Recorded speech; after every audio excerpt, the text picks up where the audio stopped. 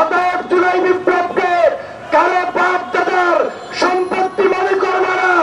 আজ উপদেষ্টা পরিষদের মধ্যে ডক্টর মোহাম্মদ ইউনূস ছাড়া আমরা অনেককেই দেখতে পাচ্ছি যারা বাংলাদেশের জুলাই বিপ্লবের চেতনাকে ধারণ করে না, বরং জুলাই বিপ্লবের চেতনাকে বিক্রি করে শহীদের রক্ত বৃদ্ধি করে জাতির সাথে বাংলাদেশের মানুষের সাথে প্রহসন করছে। এই জুলাই বিপ্লব ছিল নির্যাতিত মহিষী নেত্রী, সাবেক 3 বারের প্রধানমন্ত্রী দেশ নেত্রী বেগম খালেদা জিয়ার নির্যাতনের প্রতিচ্ছবি। এই জুলাই বিপ্লব ছিল আল্লামা দেলোয়ার হোসেন সাঈদীকে হত্যা করার প্রতিবাদের প্রতিচ্ছবি। এই জুলাই বিপ্লব ছিল 2013 সালে মিথ্যা নাটক করে জামাতের 11 জন নেতাকর্মীকে ফাঁসির কাস্টে ঝুলিয়ে যে হত্যা করেছে তার প্রতিবাদের প্রতিচ্ছবি। প্রিয় সহযোদ্ধা ভাইরা, আজকের আমরা যেখানে দাঁড়িয়ে কথা বলছি, এই শাহবাগে জুলাই ঐক্যমঞ্চ আজকে দাঁড়িয়েছে, এটা আমাদের জন্য আজ ব্যর্থতা।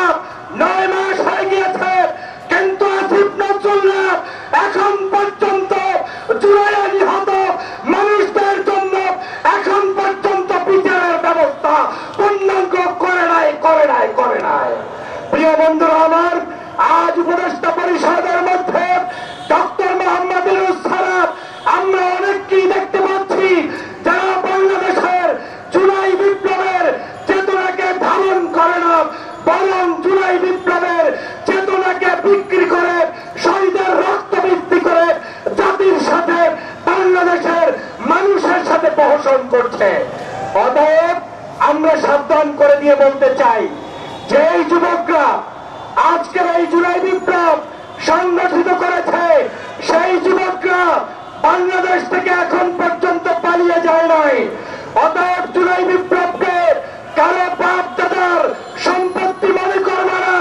হুঁশিয়ার উচ্চারণ করে দিয়ে বলতে চাই, এই জুলাই বিপ্লব ছিল দল মত জাতি ধর্ম বর্ণ নির্বিশেষে সমগ্র মানুষের, ঠিক কিনা বলেন?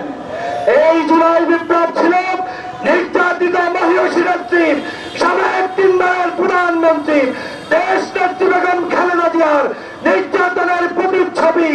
এই জুলাই বিপ্লব ছিল আল্লামা দেলোয়ার হোসেন সাঈদীকে হত্যা করার প্রতিবাদের প্রতিচ্ছবি। এই জুলাই বিপ্লব ছিল 2013 সালে মিথ্যা নাটক করে জামাতের 11 জন নেতাকর্মীকে ফাঁসির কাস্টে ঝুলিয়ে যে হত্যা করেছে তার প্রতিবাদের প্রতিচ্ছবি। এই জুলাই বিপ্লব ছিল আল্লামা মামুনুলকে 43 বার জামিনের ব্যবস্থা না করে তার উপরে রিমান্ডে নিয়ে নির্যাতন করার প্রতিচ্ছবি।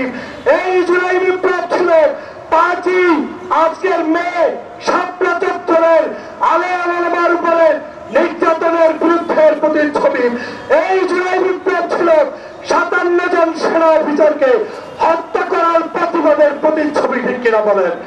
অতএব আমরা জাগ্রত থাকতে, জুলাই ঐক্যবদ্ধ থাকলে বাংলাদেশের কোন অপশক্তিকে আর এই জুলাই বিপ্লব নিয়ে কোন ষড়যন্ত্র করতে দেওয়া হবে না।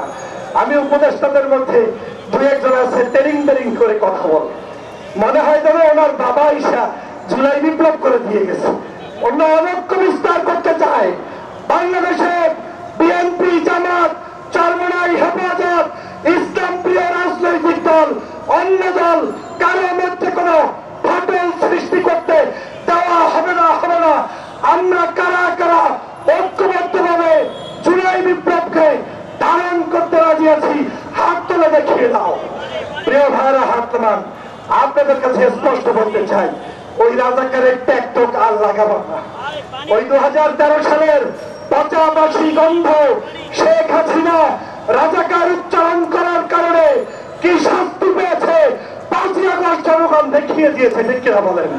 অতএব ওই সকল মিথ্যাচার যারা করবে, কোন দলের নেতারাও যদি করে, সে বিএনপির হোক, জামাতের হোক, চরমনাইয়ের হোক কিংবা হেফাজতের হোক, যারাই ওই সকল শেখ হাসিনার সাজানো ট্যাগিং এর রাজনীতি শুরু করবে, তাদেরকে এই শাহবাগ থেকে জুলাই ঐক্যমঞ্চ ঐক্যবদ্ধভাবে প্রতিরোধ করবে।